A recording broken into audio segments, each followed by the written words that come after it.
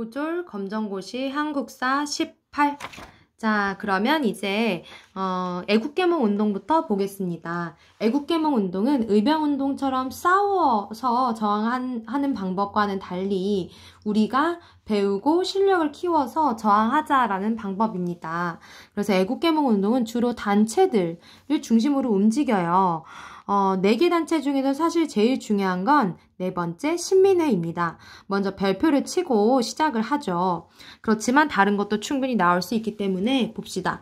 보안회에 밑줄 칩시다. 일본이 우리나라의 황무지를 자꾸 개간하려고 해요. 왜냐하면 이거 자기네 땅으로 가져가려고요. 그런데 그 요구를 저지한 단체가 뭐다? 보안회다라는 거요. 헌정연구회는 헌법과 정치에 대해서 연구를 한 거네요. 그만큼 의회 설립이나 입헌정체 수립을 좀 주장을 했던 그런 단체입니다. 대한자강회, 스스로 강해지자라는 건데요. 고종의 강제 퇴위운동을 반대하다가 해산당하는 안타까움이 있죠. 자, 신민회는 모든 일에 대해서 다 알아두세요. 구한말 최대 비밀결사 단체이고요. 이 주도했던 사람은 양기탕이나 안창호 같은 사람들이 있습니다. 독특한 건 조선처럼 왕이 있는 그런 정치 형태가 아닌 왕이 없고 국민들이 대표를 선출하는 형태를 그런 국가를 꿈꿨어요. 공화정치의 근대국가 건설을 주장을 했고요. 대성학교, 오산학교 같은 민족학교를 만들어서 학생들을 가르칩니다. 회사를 설립해서 자금을 충당해요. 태극서관과 자기 회사. 그리고 이제 언젠가는 일본과 싸워야 될 것을 예측하고 준비를 합니다. 국외 독립군 기지를 건설해요. 남만주 삼원보라는 곳에 신흥강습소라는 학교를 만듭니다. 나중에 이 학교는 신흥무관학교로 발전해서 2,000명에 이르는 독립군을 배출을 하게 돼요. 정말 대단한 단체죠.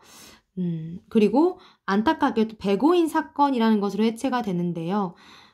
데라우치 총독 암살 미수 사건이 조작이 돼요. 일본을 통해서. 근데 그 사건 때문에 105명이 다 구속이 되면서 신민회가 해체가 되는 사건이 있었습니다. 자, 이제 을사조약으로 갑니다. 중요한 조약이에요. 일본이 우리나라의 외교권을 박탈해 가고 대신 통감부를 설치한 그런 조약이에요. 외교권이 없어졌다는 건 거의 나라의 구실을 못하게 됐다라는 건데 고종은 이거를 동의한 적도 없고 사인을 하지도 않았어요.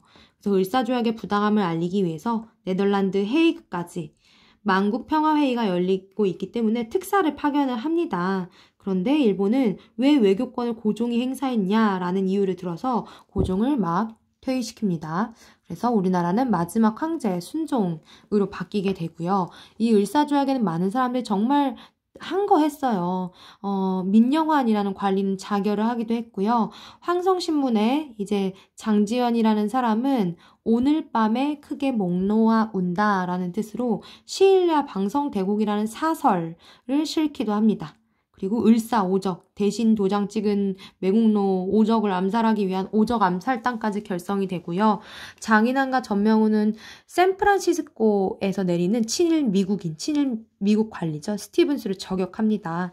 그리고 안중근은 하얼빈에서 이토 히로부미를 처단하기도 하고요. 뒷장 넘어갑니다.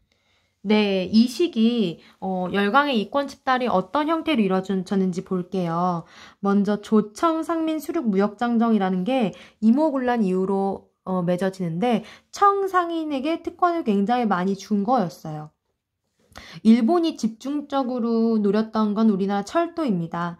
이 철도는 많은 물자나 군인이나 이런 걸 수송할 수 있죠. 그래서 거의 우리나라 이때 철도 일본이 많이 깔아요. 화폐 정리 사업도 한 번쯤은 나올만 한 것 같아요. 지금까지는 안 나왔는데 일본인 재정고문 메가타가 주도했고요. 우리나라 백동화나 상평통보나 이런 걸 다 일본 제1은행권으로 교환을 해주는 건데 이 과정에서 우리나라 상공업자들이 많이 몰락했다라고 해요. 그리고 일본이 우리나라 토지를 약탈한 것을 관리하기 위해서 만든 회사가 동양척식 주식회사예요. 1907년인가 만들어집니다. 이거에 대해서 우리나라도 경제적인 구국운동을 많이 펼쳐요.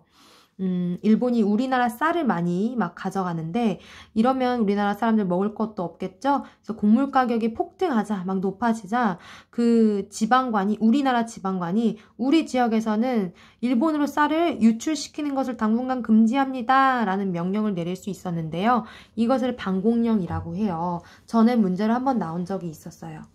그리고 상권, 우리나라 상권을 지키겠다. 시전상인들이 한국중앙총상회라는 단체를 조직하기도 합니다. 자, 국채보상운동은 그동안 많이 나왔습니다. 별표 치고 보세요. 국채라는 것은 국가의 빚이라는 이야기죠. 누군가한테 돈 꾼 거 빚이요. 일본이 우리나라에 철도 많이 깔고 이렇게 하면서 어느새 일본에 진 나라의 빚이 1,300만 원이 넘었어요. 지금은 물가는 다르기 때문에 어마어마한 돈이겠죠. 그래서 이걸 갚기 위해서 사람들은 금주금연하고 가락지와 비녀를 내면서 이런 운동을 하게 되는데 대구에서 시작이 됐고요. 이 국제보상 운동의 홍보를 대한매일신보에서 주로 많이 도와주기도 했었습니다. 밑으로 내려갑니다. 자, 이제 개화기 문화까지 보면 개화기가 끝납니다. 신문이 많이 만들어졌어요. 이 중에 가장 중요한 건 대한매일신보라는 겁니다. 일단 별표를 칩니다.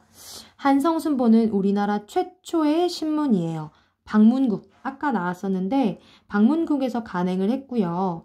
독립신문은 독립협회, 그러니까 서재필 중심으로 간행한 최초의 민간 신문이에요. 서재필이고요. 한글판과 영문판으로 나와서 외국인들도 볼 수 있었겠죠. 서구의 사상을 많이 소개를 했던 그런 신문입니다.